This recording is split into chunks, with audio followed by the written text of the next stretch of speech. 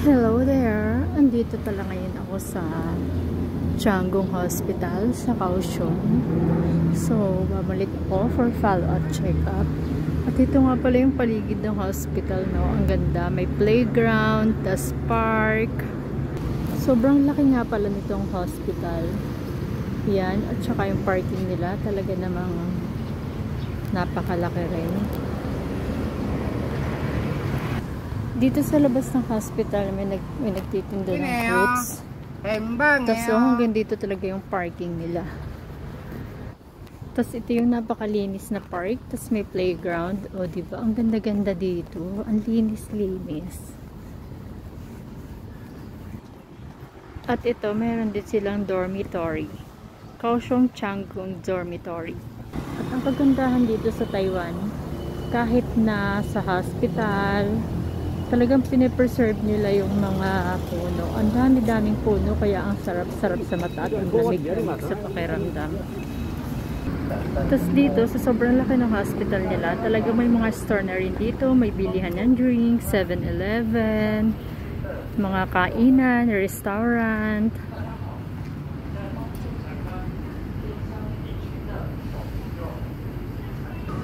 Nung unang punta ko nga dito, nagkaligaw-ligaw ako dahil sa sobrang laki ng building. Kitang-kita nyo naman. Papasok na nga pala ako dahil late na ako sa appointment ko.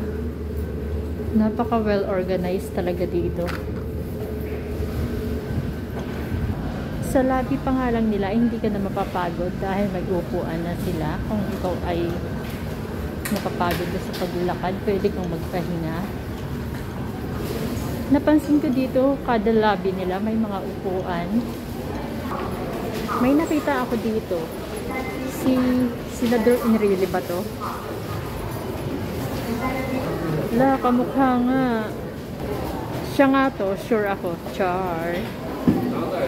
Andito naman ako sa pharmacy nila. Ang daming tao. Tapos yung pharmacy nila well organized din talaga. Numbering, tapos machine yung magbibigay ng number sa'yo, pindot-pindot ka lang, ganun ka-organized dito. Tas dito magbabayad ka, ito na lang, self-service cashier, so hindi mo na kailangan pumila, dito ka lang magpindot-pindot ka lang sa machine tulad ng ginagawa nila. Panoorin nyo, ihulog mo yung pera.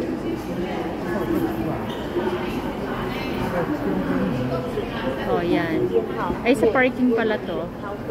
Sa parking, pagbabayad mo ng parking, yan. Pindot-pindot ka na lang. Andito na ako sa second floor.